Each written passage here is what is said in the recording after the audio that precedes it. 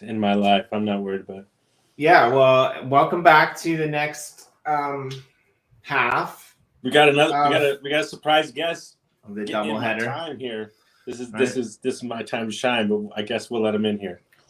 Yeah, well, and we wrapped up. I'll put it in the description below. But we wrapped up the first ever episode of Austin Linney's NFT show over on his channel, where Corey and I were guests, and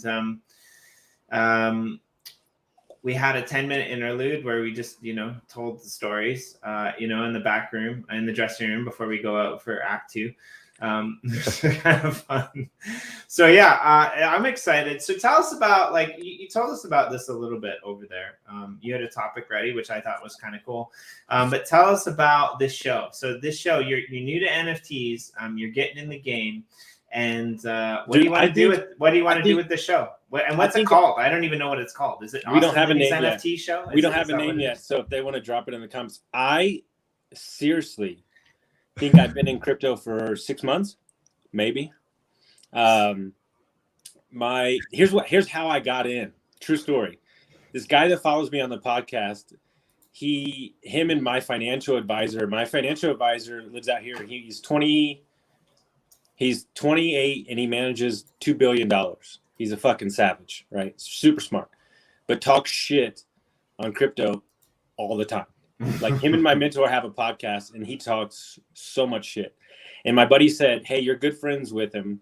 I'll give you $100 a Bitcoin if you fucking call him out on Instagram. And I was like, oh, no problem. I was like, so I just like lit him up, and that's how I got in. And I was like, oh man, this is the thing. And then I talked to Adam, and then I started investing more and more. I was going to say, if I don't get a little shout out here, no, it was you. It was you. And then I just started getting into more. And now I'm not saying I fully understand it. I get it, like, for the most part, but I'm more interested in the real estate space of it. For me, for sure. But I'll say all that to say this, and I just got a text message like last week that all of a sudden the financial advisor's got some of his clients into crypto now. So we turn them all. But the point of the show is, Adam, I don't want to say the wrong thing, but you are focused on what with your show?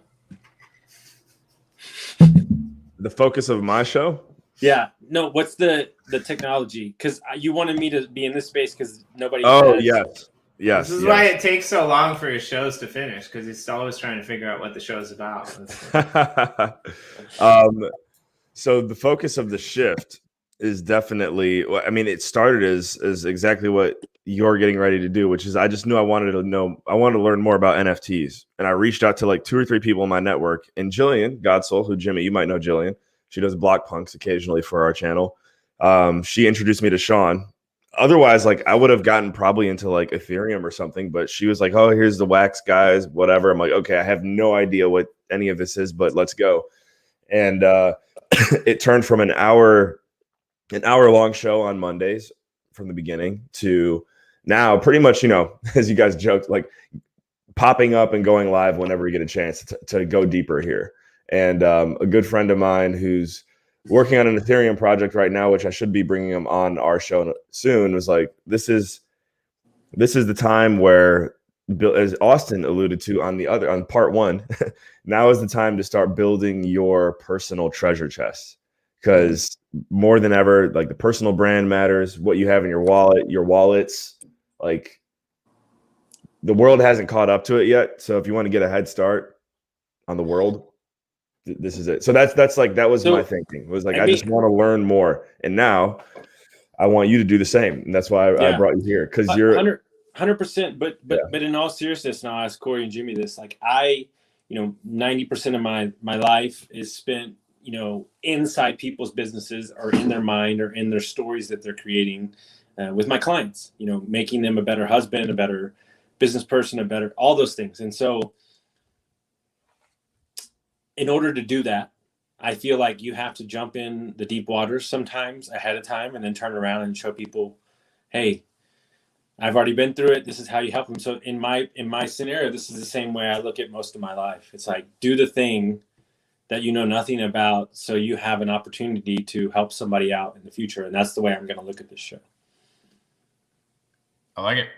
Yeah, I mean, I think like that's almost everybody that I've met that's been in crypto longer than 10 minutes, long enough to learn something personally for themselves, right? And some people it takes a lot longer, usually not more than 2 crypto cycles, right? Like if you've gone through a crypto winter, like you kind of earned your wings a little bit.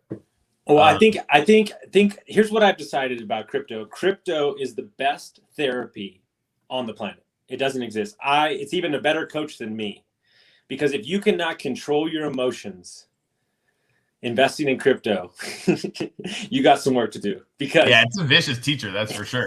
Dude, it is, because guys, full disclosure, I've never invested in stocks. Like, so I've never even done stocks. This is like me raw as fuck. I understand real estate. I understand. Maybe that'll be the name of the new show. Yeah. What's the name of the show? Raw as fuck. Yeah. I mean, it's a great name, actually. With Austin Linney. Yeah. I like it. It's edgy. I mean, and it could double as your first porn appearance as well. Because with Swinging Jimmy. There you go. Whoa. I'll tell you, too soon. I'll tell you this though, and I told this to Adam when I was on his show, and I think I said this to you on the first show. Being on his show for 2 hours, I realized one thing very quickly. It's community. It's community without censorship. That's what I'm after. Like, if I can help you, let's say we're playing Minecraft together and you're telling me how your dad treated you like shit, and I say, maybe like you look at it from this perspective. Like, if I can make that person better, my client asked me what my dream was today. He's like, what's your dream? He's like, because you're impacting me. And I said, my dream is this. I'm 65 years old. I'm walking down a street in Italy in some small town, and some guy yells out, Austin fucking Linney. Oh my God. And he runs over to me, and I go, I don't know who the fuck you are. And he goes, yeah, but you helped me. And I'm like, I don't understand what's going on. And he goes, you remember your friend Jay? You coached him. He coached me. And I'm forever a better person. So thank you. That's my dream. Nice. Yeah. Ripple effect, impact. Ripple effect of impact. Yeah. Yeah. There's something about wax that seems, I don't know, whether it's small community or I'm not really sure, but like there's a lot of people in wax that are trying to make the world a better place. There's a lot of people in crypto that are trying to make the world a better place, but I find with a lot of other blockchains that there are people that are just playing the financial game. They're trying to get rich, right? And so it's interesting. Way more generosity in wax. That's a great point. Going back to Jillian, and you were saying that like about like coming in and finding wax. Like I think that has a bit of an impact on how you view the space as well, right? Like finding Corey for me was huge, right? Because, and I think him finding M Blue, that was huge as well. Like M Blue's whole thing, his hashtag thing was, hashtag creative philanthropy. That's what we were trying to build with the Uplift Nation, right? Exactly, and Corey's whole thing is to go into the Uplift world every single day and watch the sunrise and put up a gratitude. With gratitude, right? has And Austin seen that? Things sparked. Yeah, we're gonna do one in a minute. Nice. But those two things, kind of went together. And like Corey's been saying, hundreds and hundreds and hundreds of times on this show, it's community that matters, right? Like it's our community that matters. The Crypto Writer, you guys have a strong community, right? Like all these people have community. And I just think that there seems to be more of it right now in wax. I don't know if it's ever going to get to the point where there's not enough community anymore. When we get to $10, Corey, what happens? You know what I tell everybody? Make sure you go to the bar on opening night, because the white people will ruin it eventually. That's what I tell them. Yeah. No, it's the truth. But understand, this all comes back to creating your own traffic. Dude, Adam, best friend in the entire world, even though they're not friends, might be Russell Brunson. And he says that if you don't if you don't own your traffic, then you don't own anything. And so this is why getting out in front of it, right? Like, in my opinion, because Corey's not on Instagram and rarely talks on Facebook ever, like he almost doesn't exist to me. Like, I don't even have his cell phone number. Well, see, this would have been. That's how I found it when I first started podcasting. I want to be on over here. Instagram more. I just like every time I go there, my network is so, and this is what ends up, becoming a conversation about sticky networks, right? I don't have a network there that's enough that would make me come to Instagram. But if I was like setting something up where I knew I was going to be posting back and forth to an Austin Linney every day for some like that would be how I would smash into Instagram and actually gain some traction for myself, right? Because I gotta make excuses for myself to go there every day. Yeah, well, I think that it's funny. I would have said relatively the same thing as Austin when I first started podcasting on crypto and NFTs, and now, I mean, Austin, you might have a Discord one day, the Telegram channel. I love Telegram. I get that Discord is like more robust, and I see totally why people like it. I just I don't know. Telegram's fun. You get the stickers and all that. You get to get stickers in Discord too. But I think where I'm headed, and I've kind of already like laid the groundwork in my mind. Like, I really have to vision something out before I decide to jump in. I'm gonna have my own app. I'm gonna have my own journal. Like, that's on the horizon. And what really hit me, it's probably about a year ago. I was walking in the morning. I had an epiphany. I said, as a personal brand, you're the new TV host. Okay? You're the TV host. What are you broadcasting? Go do that. So I get a lot of great people in the room together. Like, I'm about to do a call. Guys, this is dangerous waters for me, but I'm so excited. I am going to do a call with 5 of my entrepreneurs' wives on the podcast. And we're going to talk about how it is to be married to a fucking entrepreneur. It's going to be the greatest show ever. Me and 5 women. It's going to be amazing. Seriously, like, I'm going to end up having my wife watch that show. Yeah, I want to. Like, I want to ridiculously patient. Dude, I think. Dude, I might get in trouble for this, but is 5 women too much for a round table? No, I'm gonna tell you right now. This is the life of being married. This is the book I want to write. This is the life of being married to an entrepreneur. I'm working too much. I'm complaining. We have no money. Oh my God, I'm gonna be an Uber driver. Oh shit, no, we have too much money. I have too much going on. We have too. That's the life. So how do you support them without stamping out their fucking dreams? That's what I want to know. Yeah, honestly, have my wife on. She can explain the whole thing. Done. She's been patient in a way that makes no sense to me for a decade, right? Like, it's like nothing, everything all at once. Like, this is not like everything that's happened this year took 10 years to bake in, right? In Let's not forget that. very real way. Yeah, that's the other thing too. Is like I guess you're talking about the success levels that you've hit this year, which is awesome. Yeah.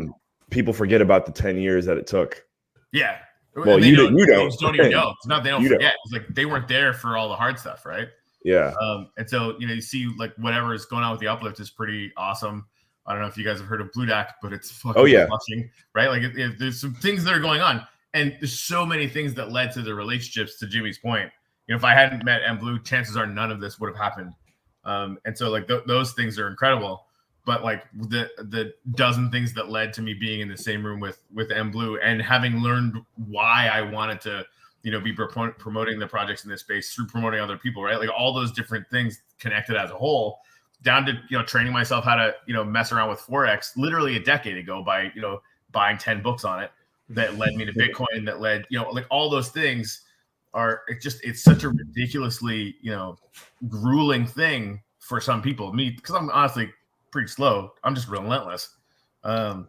My wife literally never asked me to do anything else. Because I was a musician before that, right? So I'm still like, oh wow, okay, or whatever. But yeah, like her level of patience was she's pure lunacy, frankly. Dude, God bless this woman.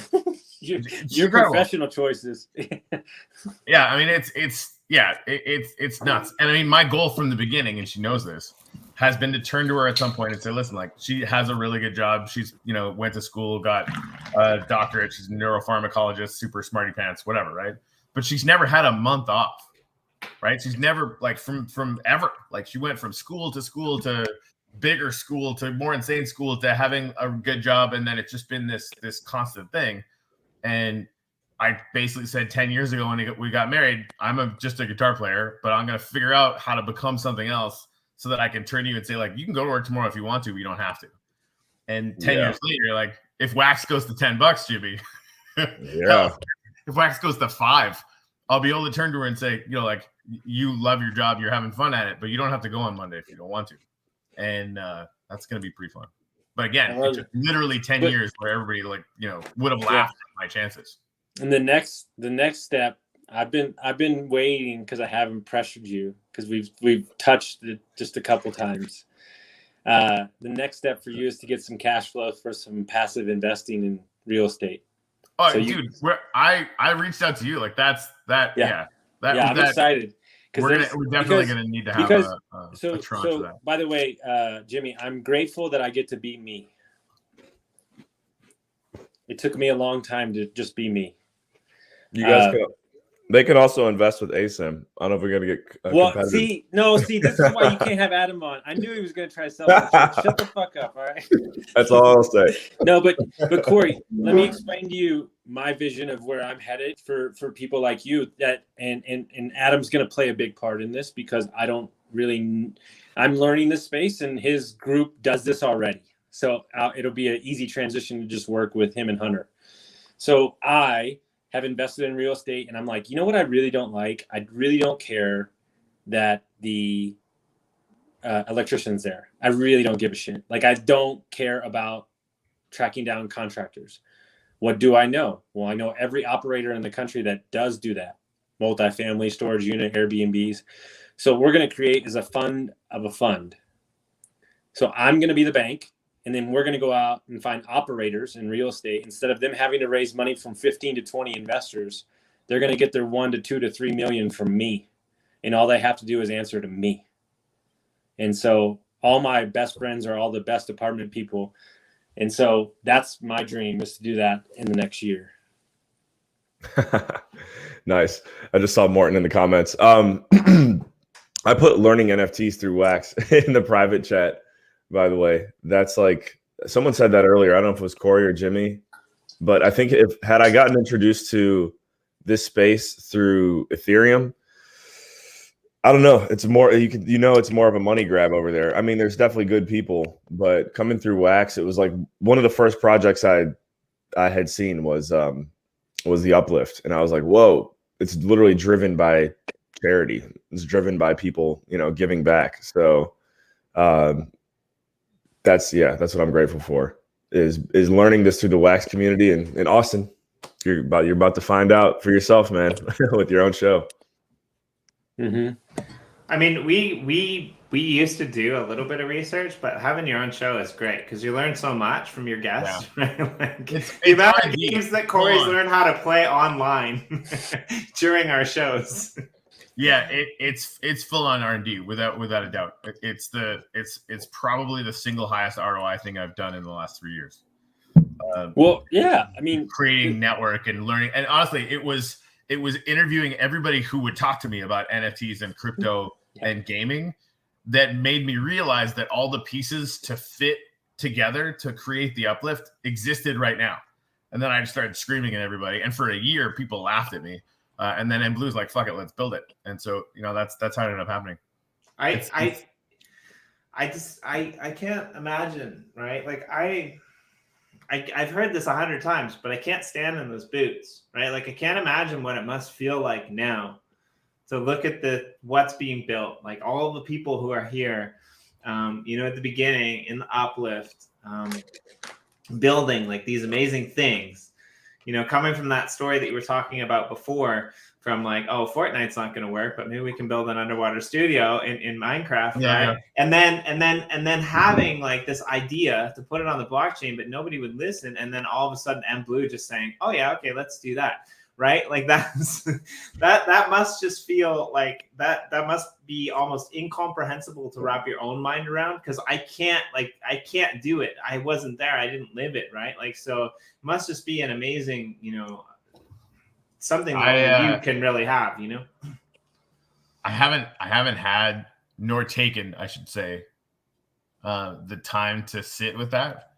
But like, let's go walk into Cathedral 1.0 and you'll see it on my face, right? Like that that beginning is baked in to the essence of like, it's baked into the Uplift as a thing, as a place you can go, right? Which is nuts. Anyway, what am I grateful for this morning? I'm actually grateful for the Uplift Donate Wax account. So tell us about that. Can you actually make it the wax account there, Home Slice? Sorry, man. I could have done that. Yeah. Like put the address in there? That way people can search it on blocks if they want to. No, it's the. So people are donating wax to it? So a lot of people did. The first 2 land sales that we did in the Uplift, 10% of it went to Uplift Donate to basically help us try and achieve an absolutely insane goal of building an entire school in Haiti. We needed a little bit under $500,000 to do it. And there's quite a bit more than that in there now. Wow. Yeah. Actually, I think that was, how long ago was that? That that was our goal for this year. So okay, yeah, I remember hearing about that.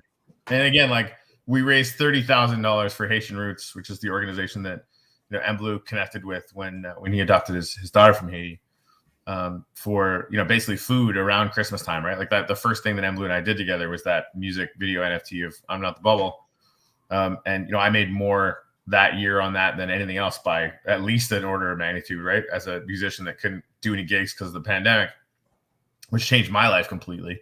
Dude, I love hearing those stories. Right. But, in that same drop, we raised $30,000 to feed kids. And I was like, let's just fire this in my veins forever. Right. Like if we can, make a living and make really, really cool things and do ridiculous amounts of good in the world. And then it was talking with the lady that runs Haitian Roots in, late December, early January. I can't remember which one it was, but we wanted to set a goal for the year. And they're like, hey, we actually need to build a new school. And I was like, okay, this is going to sound totally nuts, but why don't we just figure out how to raise $450,000? Like, not thinking there's no way it's going to happen, but go look at Uplift Donate right now. Cause it's not $450,000. I missed that wax address. I think I did see Jimmy. Did Jimmy put it in there earlier? Yeah, it's just Uplift Donate one way. Okay. We got to teach Austin how to go check out wax addresses. So it's funny that you say that. I talk a lot of business, and people are like, what's the end game here? And I'm like, the end game for me, my big vision is to teach kids entrepreneurship, middle school, high school, financial literacy, investing, stuff like that. And part of every proceed from the businesses is going to do that. But then in turn, the reason I want to start the fund is because I want to invest in their businesses as well too. So if they're 14 or 13 and they've got an idea, like I want to support that. Like I couldn't tell you the amount of time I buy people courses or books because that's way better than just handing them money. Like I want to give you the tool, I want to give you the ammo, right? They didn't choose to be put in the position they're in, so we do something about that. That Uplift Donate wallet is pretty cool. That's impressive right there. Wow. Yeah, that was one part. Like the second part, right? Like we had already donated a bunch of funds for them to have lunches and things like that as well, which was really cool. To put it in your words, Jimmy, here's the thing. I think that's the thing about wax in this community.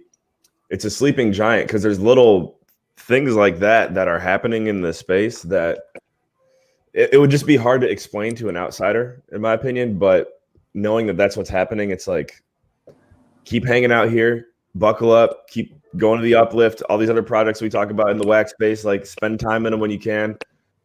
Ethereum is tempting, don't get me wrong, but I think if you just keep your nose down and you keep hanging out here in the wax community, like there's enough going on here for this to be pretty much all you ever need, in my opinion. I mean, sorry, go ahead.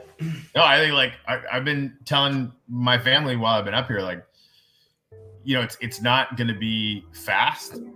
Like you want to anything you start now. You might do good in this bull run. And, I think that NFTs are going to have multiple spikes over the next 4 years, but have a 4-year plan, right? Because if you have a 4-year plan and you're planning on building a business or multiple business or products over 4 years, you will learn everything you need to learn to be more successful than you could ever fucking believe. Also, I hadn't actually looked at Uplift Donate in a few days, and I just peed myself. Right. It's kind of nuts. But so it's interesting to me because I think that. Oh man, I gotta hop off. Just realized. Yeah, no problem. Like I think that hey, yeah, go ahead. That's what you said. Raw as fuck with Austin Linney. All right. I'll talk to you guys later. This has been great. Right, you're the best. And everyone in the comments, you guys rock. Peace. See you, buddy. See you later, Adam.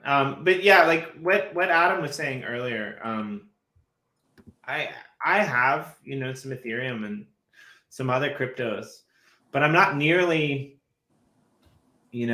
as invested, even if I have the same amount of money invested as I might in Wax, or in some cases more.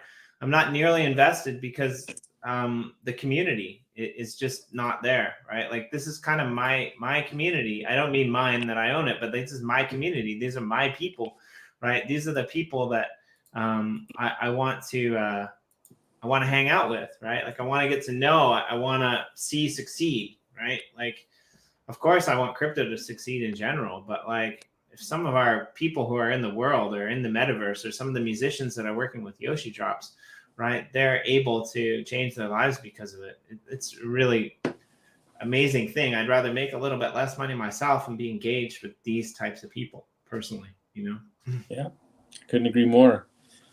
Now, from a point of view of, is there concern with legislation coming in, with the taxes, with the implication of pulling it out of crypto? Like, where is that, Corey? Because that's something that I follow on the regular, because all these people are going to be at one point are going to be extremely rich. How do they put it into a hard asset that they can then use? Like that's where I go every time I see the headlines. I am not a lawyer or an accountant. And that's basically all I want to say on it, right? Because like anything I say is going to be conjecture and opinion. And it's definitely an area where I don't want anyone to listen to me at all because I don't know, right? I am not like expert in some places, but I know some things in some places, and I can, have a degree of confidence that, makes it really fun and hopefully useful to share that. Around this, I don't have that, right? I think like everybody needs to make their own calls, make them as intelligently as possible. I can say like all the articles about, they're regulating this or they're regulating that or whatever, actually read the articles closely because they're not doing shit. No, right? They're not SEC doing anything. Thinks that they regulate it. The CFTC also thinks that they regulate it. They're literally having an argument in public about whether they regulate it. And they're saying a lot of things, right? Like every single time the SEC talks about going after Uniswap, for example, it's pure garbage. Like, they're looking into Uniswap. Uniswap's in so much trouble. Really? What did they do? Well, they said, we're looking at you for marketing. What the fuck does that mean? Nothing. It doesn't mean anything, right?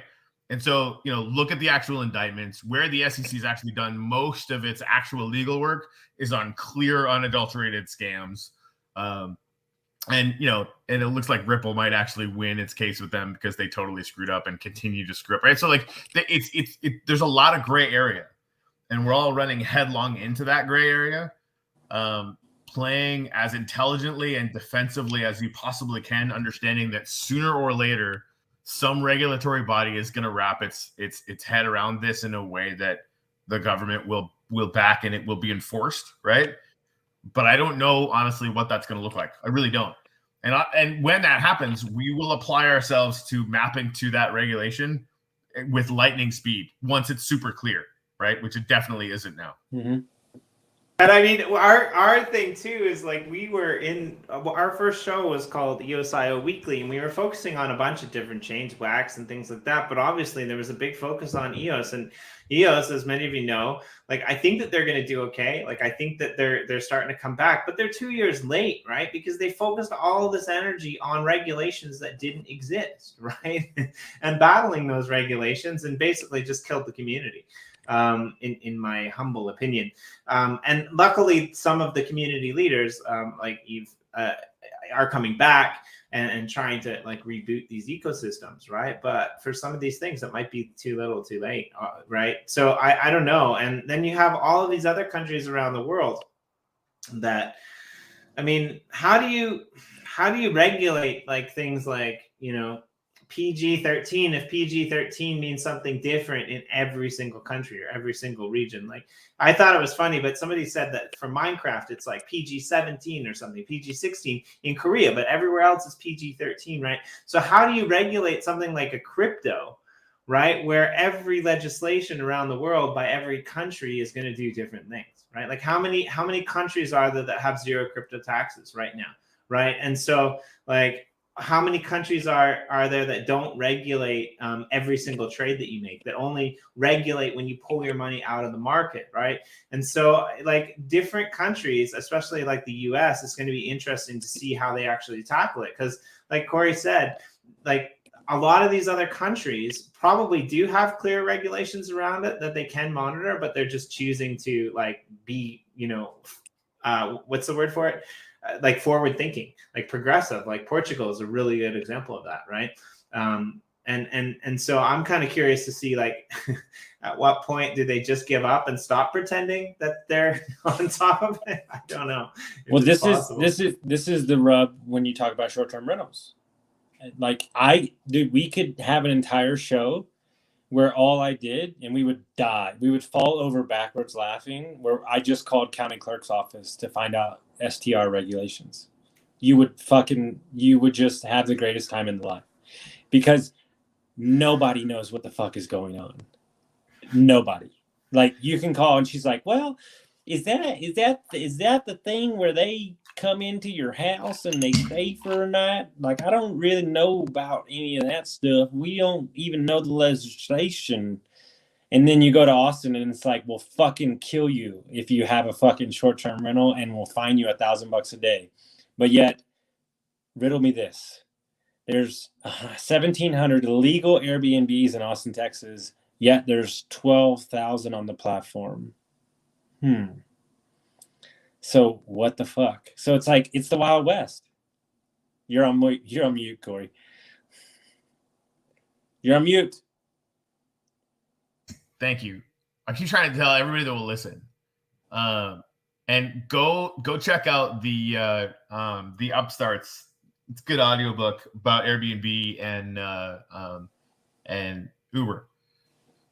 And there's a lot of people like really, really worried about regulation in this space, and it's actually immobilizing them, right? They can't move. They definitely can't move as fast as we can, my team and I, because we see the gray and we're running headlong into it to fill those spaces. Have you ever gone down to the city development office? Spend about 5 minutes there. You'll be fine. Like seriously, like it's important for people to understand what's actually going on, right? There is a ton of gray area. And every time somebody makes a declarative statement from a regulatory body, it gets contradicted by another regulatory statement from another regulatory body, right? So like pay attention to those things. So that's the thing, like Uber, if the only thing, and we talk to a lot of Wall Street people now, right? And I see those people as people that bought and sold taxi medallions in New York, right? They cannot process Uber.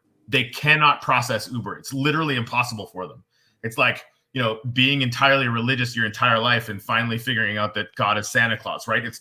It's impossible to process. Sorry if that offends anyone, but like that, it creates that level of cognitive dissonance, right? And it's really, really strange to watch it happen to otherwise very, very intelligent people. Mm-hmm. But Uber is that same thing. Like I even thought like, there's no way they're going to let this happen, but it did. I had the same feeling about Bitcoin when I first heard about it. There's no way governments can stop this. You look at Bitcoin and you realize they cannot stop it. What?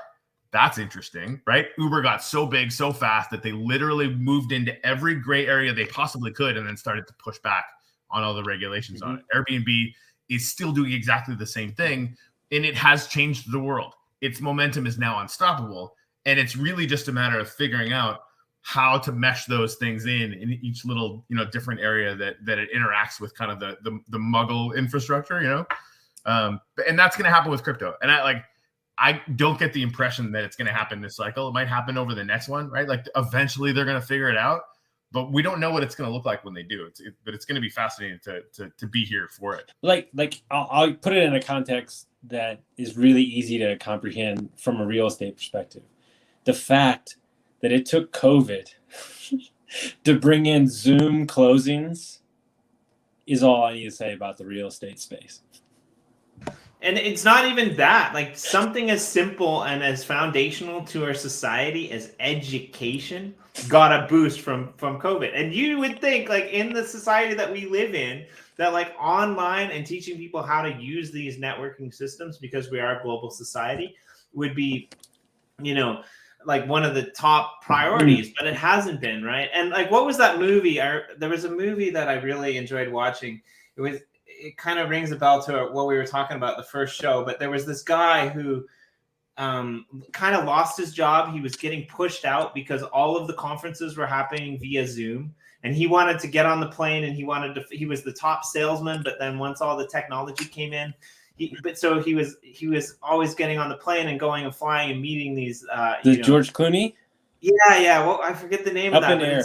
Yeah, it's very similar to what we were talking about on the first stream before this, you know, over on your show, where those meeting places like kind of diverge, right? And like, yeah, sorry, I totally got off topic there, but you just took my mind that way. But perfect example. And Corey, I don't even know why I didn't think about this. I just interviewed a guy. He's down in South Florida. He used to play for the U, and he created a foundation called Epic, right? And here's his philosophy, right? Because he works in inner city Miami, right? Where kids don't get the same opportunities others do. He said, what if I created a program where instead of bringing in bullshit teachers, that I brought in mentors from the real world, people actually doing real estate deals, people actually doing marketing, people actually doing things. And what if they were the teachers? What if you had the best guy in Spain teach these kids? What would it do to them? And when he told me this, I go, that's the future. Is localized special training with no boundaries is where we're headed for everything. Yeah, I agree. Yeah. I mean, like every single course I think at MIT is actually available right now. Mm-hmm. Right. Mm-hmm. And when I wanted to learn trading, I didn't go to a trading class. I bought 10 books on it. Because like the ROI on that, knowing that I'm a self-starter and I'm just going to grind through these however long it takes, right? But like adding that to be able to then go in and have access to the greatest minds that are out there, and that the price on that it will be high for a while, but it will be democratized very, very quickly over time.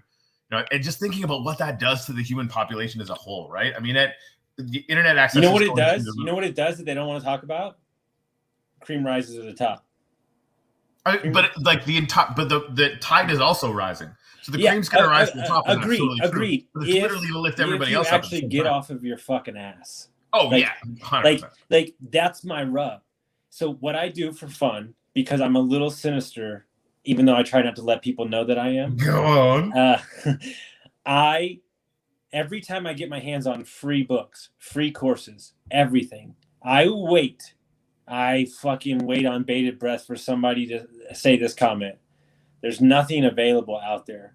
And then I send them over this folder of 60 fucking things. And I go, now I'll talk to you in 2 years. Go fuck yourself. Like, that's my favorite thing to do, because I'm tired of people telling me, dude, my girlfriend grew up with a drug addict mom, a dad that she didn't meet till a month ago, and a grandma who didn't give a shit about the world. And my girlfriend's one of the smartest people I ever met. And you know where she learned it all? Fucking YouTube. I mean, that's the thing. Like, there's definitely no excuses anymore. And Jimmy knows this about me too. I just can't. Like, I don't like sort of kind of get sinister. I get ruthless, and I'm not sorry about it. Right? Because like the people that are out there, again, and this comes back to life design too, right? Like, I will give people that exact same much, but I'll challenge them too, right? All the information that's out there to change your life is out there. Every millisecond you spend complaining is a millisecond you weren't spending learning, and you're literally digging yourself into a hole, and no one else is doing it. You're doing it, right? Mm-hmm. every outside thing that you think is a problem and you're saying, oh my God, that's why I can't move. It's just you making up a story so that you won't move. And that's actually what you love. Do you know what do you know what my mentor? So my mentor owns the hotels. I'm helping him out grow his company. He plans to be the biggest mid-size hospitality group in the country, in the world. It's not a joke. Like, he's very serious about it. Like, he was a millionaire at like 27. He's not fucking around. All right. And he doesn't need to do this. He's doing it because he wants to. And we had a very uncomfortable 7-hour meeting the other day when he was here at the hotel. And it's one of those conversations that you don't want to have, right? Because I have a lot of strengths. There's some things that are major weaknesses. And he said, listen, I love you. But he said, if you don't learn how to financial model and underwrite hotels and you hand me dog shit and you waste my time, it's not going to go good for you. So figure it out. And he goes, and I go, okay, do you have any recommendations? He goes, no. And he sent me like 2 names. And he said, by the way, the guy he learned from is worth $700 million. He's like, you're not getting to him. He's like, here's some YouTubes, figure it out. And like, dude, that is my Everest. I can talk to 1 million people in a day. Having to look at spreadsheets and projections is like, I want to cry, like, just thinking about it now.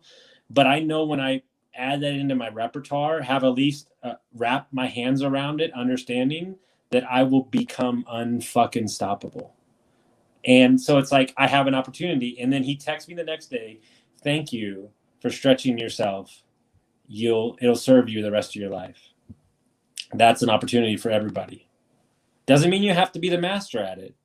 It just means that you have to be dangerous enough to know what you're talking about. And be open to being redirected when you don't, and then going in and doing the work, right? 'Cause like, I definitely don't know everything. I mean, that's the best thing, Jimmy, about doing this show with you, right? Like, we get so much more visibility, and I talk about that in my teams now a fair bit. Like, we just see a little bit further because we've walked a little bit farther up the hill, right? And so we can see where all this stuff is going, and so we get to build for what's coming instead of what people are looking at right now, right? And I think we're doing that to, to every extent that we can. Isn't that a business concept? Because you're not greedy, right? You're building, like, a lot of people just stay where they are because they're making money and it's comfortable. But if you're always building towards the future, right? We're not where they are, but where they're going to be. That's always been my philosophy. Then you're allowing yourself the freedom to pick and choose when the wave hits, how you operate as a person, not trying to catch up to it. Yeah, that's huge, right? Because there's definitely a lot of projects that are trying to make as much money as they can now. And this is business. Like, go do it, right? If you're selling something that people want to buy, like, fucking have fun doing it, right? But for me, and it's my bias coming from, the Uplift is such a sort of, to me, kind of a grandiose vision of what's possible, right? And it's the lo-fi version of it, but we're not kidding about it, right? Like, this is V1 of Ready Player One for us. And we know there's going to be a lot of people operating in this space, but like that watching what happened to people's hearts, being able to connect during the pandemic had a really, really profound effect on me. And then everyone that joined the team really, really early on, that's intense for us, right? So we don't have like a 3-month plan or a 6-month plan. We've got a 5 to 10 year plan for the Uplift, right? And then, turn around and launching Blue Dack. Like, if we're going to do anything at all, like, what's the 5-year plan? What's the 10-year plan? And in fact, our budgeting for tokenomics runs 100 years on the NFT staking. How many people do you have in the company right now? There's about 20 people on the Uplift side, and how much? I'm going to be a little. How much personal development training do you do with the company? Truthfully, none. We haven't had time. However, we do have crazy. I'm definitely open to it. We do have, like, I would say, as a company, this is my future. This is what I'm working towards. I'm on a 10-year plan to be culture specialist, coach, motivator for companies. I have it in my mind, like, the steps I'm taking, and we're doing group coaching in a thing called Lifestyle Academy. And this is kind of the framework for understanding that when we support our people, right, outside of work, like in their personal life to make them a better human with books, courses, training, then they're going to show up within our companies for the owner, for their job, happier, better. And it's just going to make everybody better.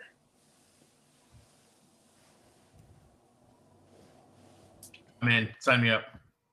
It's one of those things that if you're focused on the dollar, you're mistaken, because the only currency that exists moving forward is experiences and people. That's it.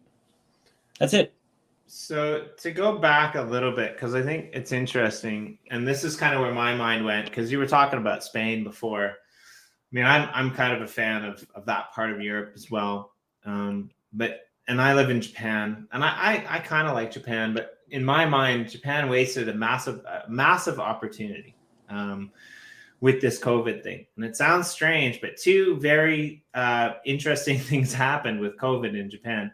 We learned very quickly that Japan has no idea what's going on when it comes to technology. The general public are stuck in like fax era, businesses where high school, university students are getting out of college that know how to, use handheld devices, but they're still having to go through company training to learn how to use a fax machine because they have no idea what the hell it is, which is crazy, right? Because there's some of the top-notch technology that's coming out of this country, but the majority of people who are in those businesses don't know how to use it because it's all outsourced somewhere else, right? The second thing that's happening is we're having a really big problem.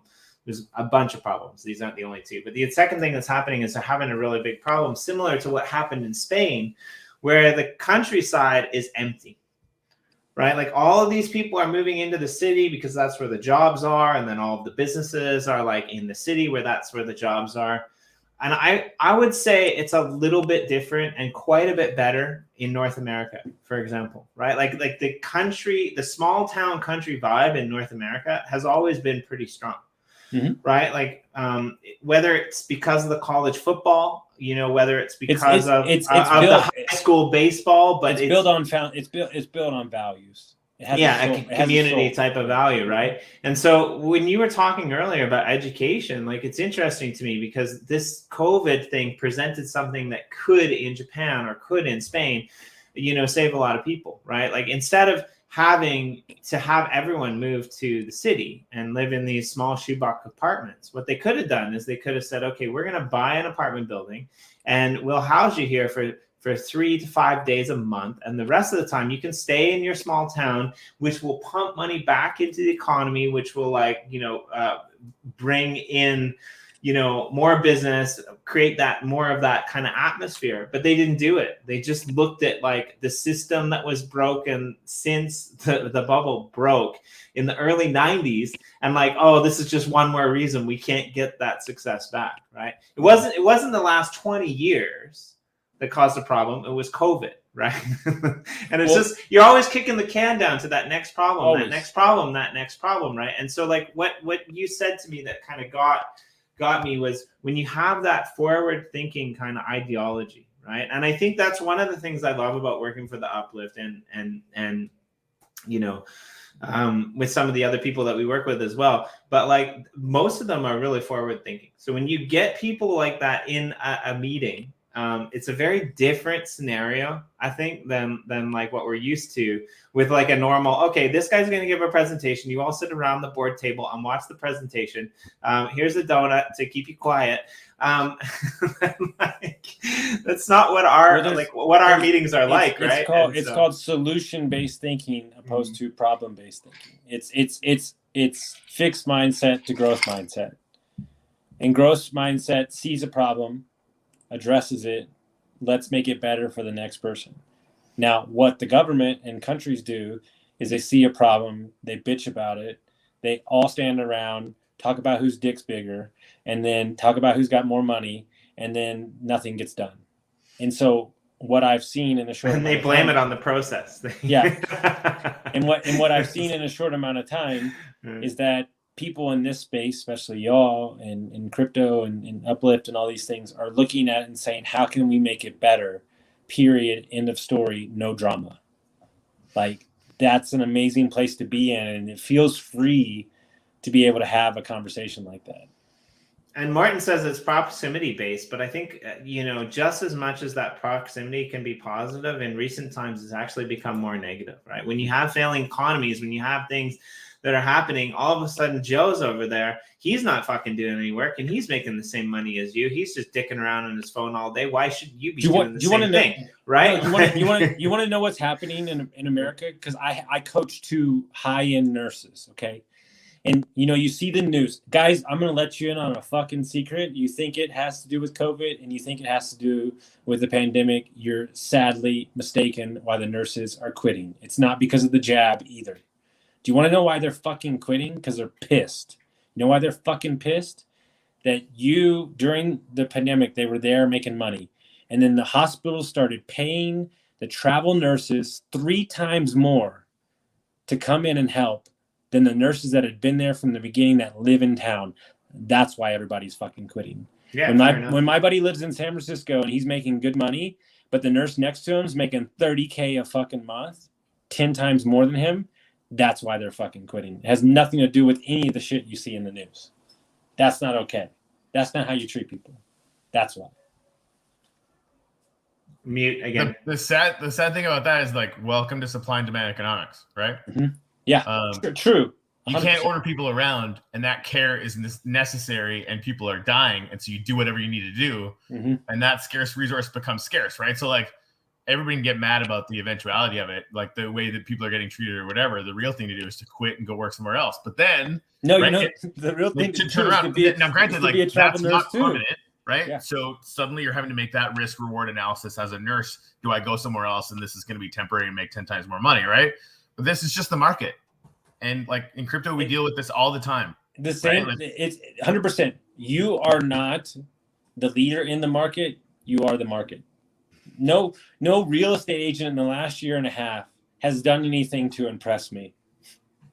I literally don't care. Shut the fuck up. And I coach 6 of them. I don't care. The market made you look fucking great. Keep your mouth shut. Everybody's a genius in a bull market, right? Wait 6 months. The people that are talking in 6 months when the market is going down is who I'm going to want to listen to. Yeah, that's the one that's still selling homes, no matter that nobody can buy anything. That's the one I want to talk to. Yep. Well, man, as always, 2 hours full. I feel ready to attack my day. No, it's good, and that's the first one under your belt, right? Like you're gonna do a show. It won't be on Thursday. It won't be on Fridays, but we don't know when it's gonna be yet. But we just know it's not gonna be on Thursdays. It's not gonna be on Fridays, at least for the time being. It could change at any point in time, I guess. But yeah, like definitely go over and check out the show before if you haven't seen it. Over on the Crypto Reddit channel, Austin Linney's. I don't know. I guess we were thinking to call it like in the Telegram channel. It was going to be called, Austin Linney's NFT show, but I think he rebranded it as Raw as Fuck with Austin Linney now. Dude, that is on brand, baby. That is on brand for me. Thank you so much for that. So good. But definitely always come back. Like seriously. Yeah, we're gonna do it. We're gonna do it. I appreciate you guys so much. I hope you all have a great day. Cool. And us as well. This is a conversation we don't always get to have with like other guests. Look, here's what I do want. Here's what I do want. Okay. I'm in charge of the events for all the hotels in Lake Tahoe. I live across the street, staring at mountains. It's beautiful. I want the Uplift conference in Lake Tahoe. And I'm pulling out all the stops. Like, see, now you got an epic amount of competition because Miami already wants it, and like Miami. No, well, I can be the second one that year. So we'll go Miami. So because I'll go to like Miami. The one in Miami for everyone, and then like if you're real lucky, VIP. We're thinking chef, masseuses, and the whole night, and we'll do a mindset training. I'll bring it's the whole thing. We'll do it upright. So yeah, let's make that like a just. Not if, but when, because that sounds. Dude, I just not even just Uplift, right? Like Uplift and all. I just booked out the hotel. I just booked out the hotel for 2 weeks, and we're doing 2 events back to back. Full retreat, 30 people, 4 coaches. Really excited about it. like my first like holy shit event. So Nice. But I gotta jump on a podcast. But I appreciate you, gentlemen. I'll talk to you soon. I'm gonna sign up again right now. I just gotta touch it. Morton's comment. His last one, like wink, wink, nudge, nudge. I think something around that should happen. Like we should have our own high level version of Burning Man, but for our community. Yes. Raise everyone's vibration to the point where, you know, we're taking what is already a super magical experience and getting better and more bonded to help more people come into this next phase of reality. So dude, that's yes, I'm in. Let's good. do it. All right, that's what we're gonna talk about in the next show. Cool. All right, sounds Cheers. good. Bye, Thanks, guys. Morton. Chop it.